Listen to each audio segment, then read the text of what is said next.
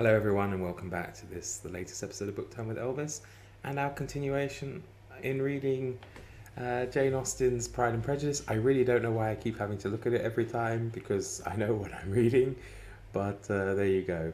So we finished off chapter 27, 28 yesterday, and we're going to continue today with at least chapter 30 and chapter 29, and if we have time, also chapter 30. So let's jump right in.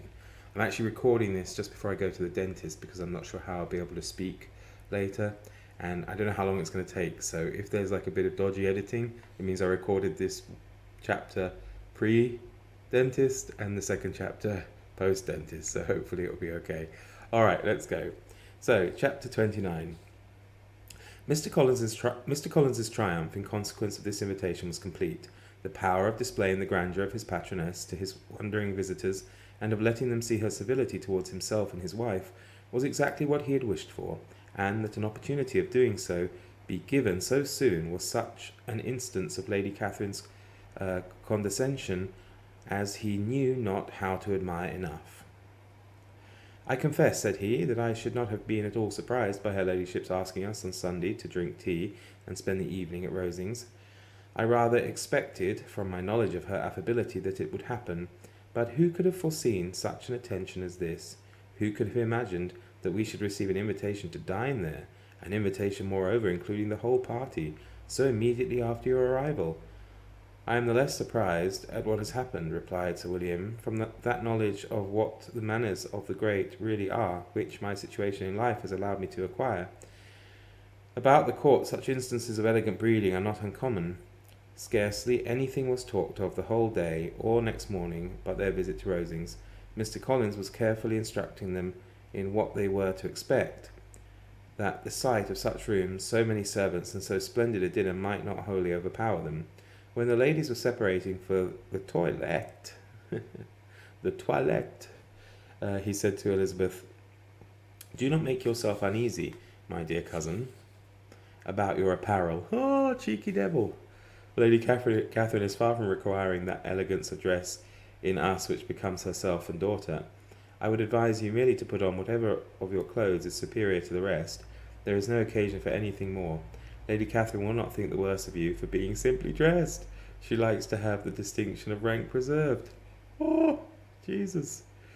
While they were dressing, he came 2 or 3 times to their different doors to recommend their being quick, as Lady Catherine very much objected to be kept waiting for her dinner. Such formidable accounts of her ladyship and her manner of living quite frightened Maria Lucas, who had been little used to company, and she looked forward to her introduction at Rosings with as much apprehension as her father had done to his presentation at St. James's. As the weather was fine, they had a pleasant walk of about half a mile across the park. Every park has its beauty and its prospects, and Elizabeth saw much to be pleased with, though she could not be in such raptures as Mr. Collins expected the scene to inspire, and was slightly affected by enumeration of the windows in front of the house, and his relation of what the glazing altogether had originally cost Sir Lewis de Burgh. When they ascended the steps to the hall, Maria's alarm was every moment increasing, and even Sir William did not look perfectly calm. Elizabeth's courage did not fail her. She had heard nothing of Lady Catherine that spoke her awful from any extraordinary talents or miraculous virtue, and the mere stateliness of money and rank she thought she could witness without trepidation. From the entrance hall, of which Mr. Collins pointed out, with a rapturous air, the fine proportion and finished ornaments, they followed the servants through an antechamber to the room where Lady Catherine, her daughter, and Mrs. Jenkinson were sitting. Her ladyship, with great condescension, arose to receive them, and as Mrs. Collins had settled it with her husband that the office of introduction should be hers, it was performed in a proper manner, without any of those apologies and thanks which he would have thought necessary. In spite of having been at St. James's, Sir William was so completely awed by the grandeur surrounding him that he had just courage enough to make a very low bow and take his seat without saying a word, and his daughter, frightened almost out of her senses, sat on the edge of her chair, not knowing which way to look. Elizabeth found herself quite equal to the scene, and could observe the 3 ladies before her composedly. Lady Catherine was a tall, large woman with strongly marked features, which might once have been handsome. Her air was not conciliating, nor was her manner of receiving them such as to make her visitors forget their inferior rank. She was not rendered formidable by silence, but whatever she said was spoken in so authoritative a tone as marked her self-importance and brought Mr. Wickham immediately to Elizabeth's mind, and from the observation of the day altogether, she believed Lady Catherine to be exactly what he had represented. When after examining the mother, in whose countenance and deportment she soon found some resemblance of Mr. Darcy, she turned her eyes on the daughter, she could almost have joined in Maria's astonishment at her being so thin and so small. There was neither in figure nor face any likeness between the ladies. Mr. Burr was pale and sickly. Her features, though not plain, were insignificant, and she spoke very little, except in a low voice, to Mrs. Jenkinson, in whose appearance there was nothing remarkable, and who was entirely engaged in listening to what she said, and placing a screen in the proper direction before her eyes. After sitting a few minutes, they were all sent to one of the windows to admire the view, Mr. Collins attending them to point out its beauties, and Lady Catherine kindly informing them that it was much better worth looking at in the summer. The dinner was exceedingly handsome, and there were all the servants and all the articles of plate which Mr. Collins had promised, and as he had likewise foretold, he took his seat at the bottom of the table by her ladyship's desire, and looked as he felt that life could furnish nothing greater. He carved and ate and praised with delighted alacrity, and every dish was commended first by him and then by Sir William, who was now enough recovered to echo whatever his son-in-law said, in a manner which Elizabeth wondered Lady Catherine could bear. But Lady Catherine seemed gratified by their excessive admiration, and gave most gracious smiles, especially when any dish on the table proved a novelty to them. The party did not supply much conversation. Elizabeth was ready to speak whenever there was an opening, but she was seated between Charlotte and Mr. Burr, the former of whom was engaged in listening to Lady Catherine, and the latter said not a word to her all dinner time. Mrs. Jenkinson was chiefly employed in watching how little Mr. Burr ate, pressing her to try some other dish, and fearing she was indisposed.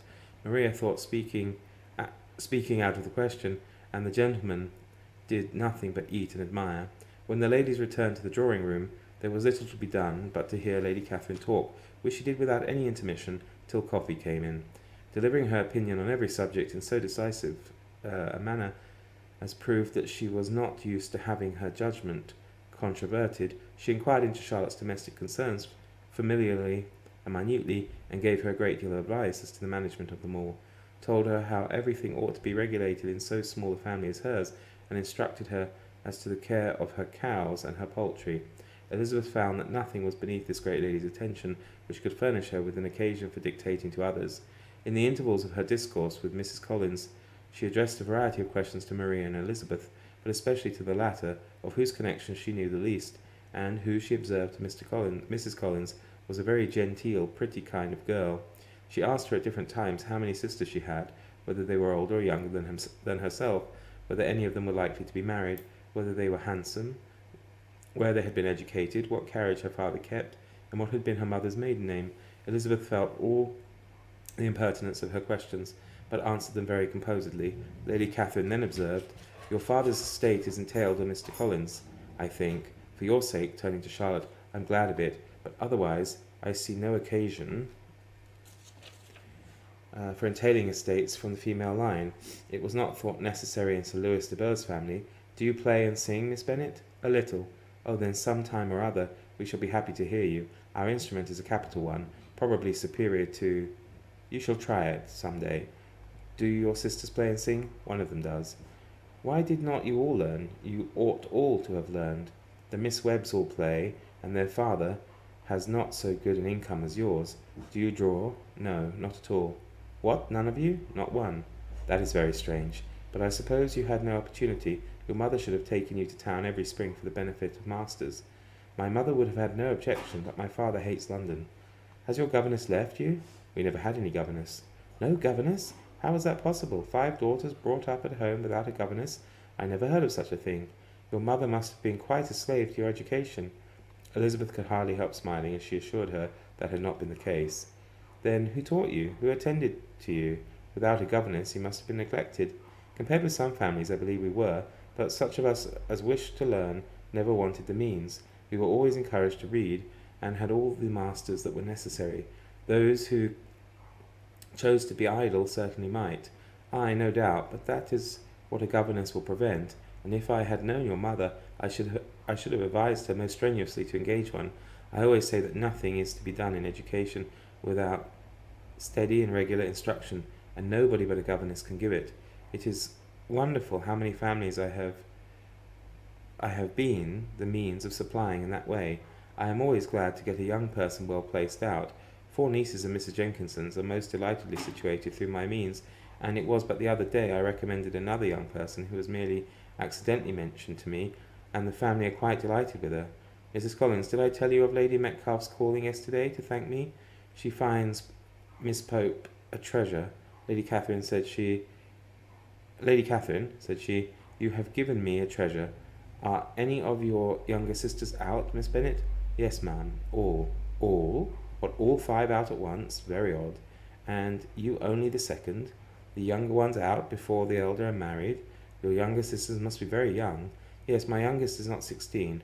Perhaps she is full young to be much in company. But really, ma'am, I think it would be very hard upon younger sisters that they should not have their share of society and amusement, because the elder may not have the means or inclination to marry early. The last born has a good right to the pleasures of youth as the first, and to be kept back on such a motive, I think it would not be very likely to promote sisterly affection or delicacy of mind. Excuse Elvis barking in the background if you can hear him. One of his greatest enemies is currently yapping outside, probably tied up outside one of the shops there. Upon my word, said her ladyship, you give your opinion very decidedly for so young a person. Pray, what is your age? With 3 younger sisters grown up, replied Elizabeth, smiling, your ladyship can hardly expect me to own it. Lady Catherine seemed quite astonished at not receiving a direct answer, and Elizabeth suspected herself to be the first creature who had ever dared to trifle with so much dignified impertinence.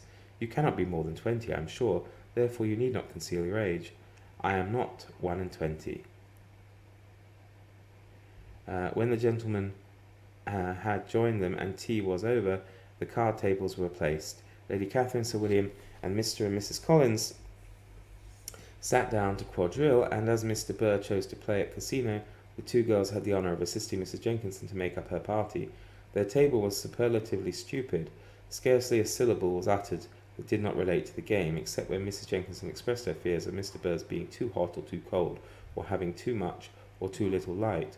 A great deal more passed at the other table. Lady Catherine was, generally speaking, stating the mistakes of the 3 others, or relating some anecdote of herself.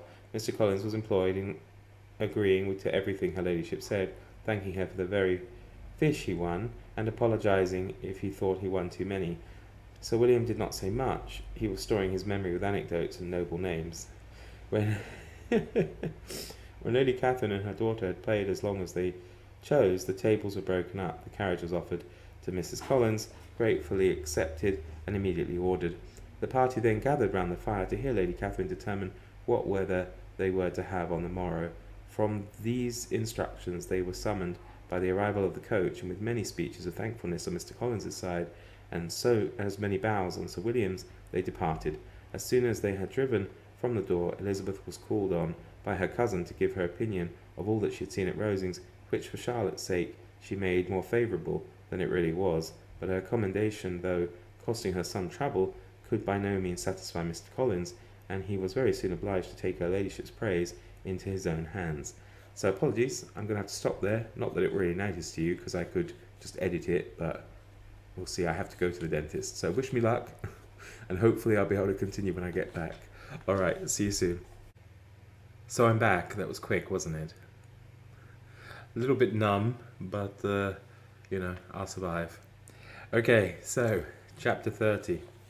Sir William stayed only a week in Hunsford, but his visit was long enough to convince him of his daughter's being most comfortably settled, and of her possessing such a husband and such a neighbour as were not often met with. While Sir William was with them, Mr. Collins devoted his mornings to driving him out in his gig. Jig. Is it jig or gig? I should know, I've heard it said before. Ride on my gig or ride on my jig? I think it's jig. Doesn't matter, does it? And showing him the country.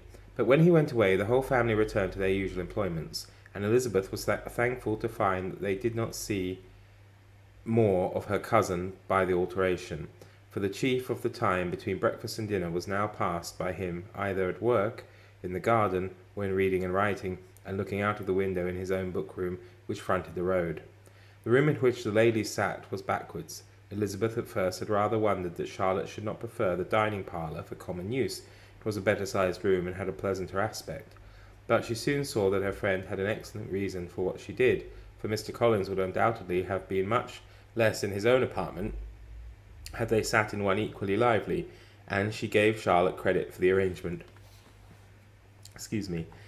From the drawing-room they could distinguish nothing in the lane, and were indebted to Mr. Collins for the knowledge of what carriages went along, and how often especially Mr. Burr drove by in her phaeton, which he never failed coming to inform them of, though it happened almost every day. She not infrequently stopped at the parsonage, and had a few minutes' conversation with Charlotte, but was scarcely ever prevailed upon to get out.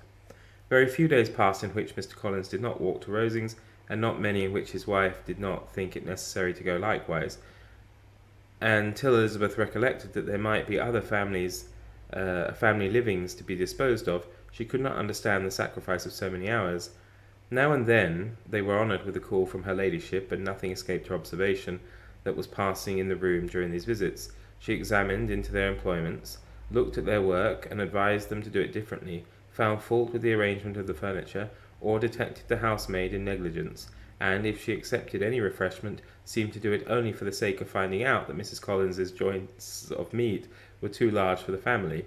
Elizabeth soon perceived that though this great lady was not in the commission of the peace for the county. See, they've been interchanging county and country throughout this book, and now she actually writes county.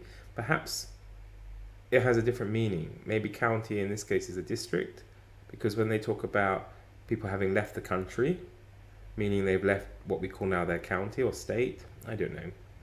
Again, not important.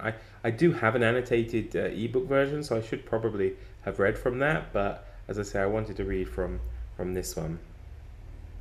Right, where are we? Yes. Peace of the county. She was a most active magistrate in her own parish, the minutest concerns of which were carried to her by Mr. Collins, and whenever any of the cottagers were disposed to be quarrelsome, discontented, or too poor, she sallied forth into the village to settle their differences, silence their complaints, and scold them into harmony and plenty. The entertainment of dining at Rosings was repeated about twice a week, and allowing for the loss of Sir William, and there being only one card table in the evening, every such entertainment was the counterpart of the first. Their other engagements were few, as the style of living of the neighbourhood in general was beyond the Collinses' reach. This, however, if I can turn the page, was no evil to Elizabeth, and upon the whole she spent her time comfortably enough. There were half hours of pleasant conversation with Charlotte, and weather was so fine for the time of year that she had often great enjoyment out of doors. Her favourite walk, and where she frequently went while the others were calling on Lady Catherine, was along the open grove which edged that side of the park, where there was a nice sheltered path, which no one seemed to value but herself, and where she felt beyond the reach of Lady Catherine's curiosity. In this quiet way, the first fortnight of her visit soon passed away. Easter was approaching, and the week preceding it was to bring an addition to the family at Rosings, which in so small a circle must be important. Elizabeth had heard soon after her arrival that Mr. Darcy was expected there in the course of a few weeks, and though there were not many of her acquaintance whom she did not prefer, his coming would furnish one comparatively new to look at in their Rosings parties, and she might be amused in seeing how hopeless Miss Bingley's designs on him were by his behaviour to his cousin, for whom he was evidently destined by Lady Catherine, who talked of his coming with the greatest satisfaction, spoke of him in terms of the highest admiration, and seemed almost angry to find that he had already been frequently seen by Miss Lucas and herself. His arrival was soon known at the parsonage, for Mr. Collins was walking the whole morning within view of the lodgings opening into Hunsford Lane, in order to have the earliest assurance of it, and after making his bow as the carriage turned into the park, hurried home with the great intelligence. On the following morning he hastened to Rosings to pay his respects. Should be like pay homage, really, shouldn't it?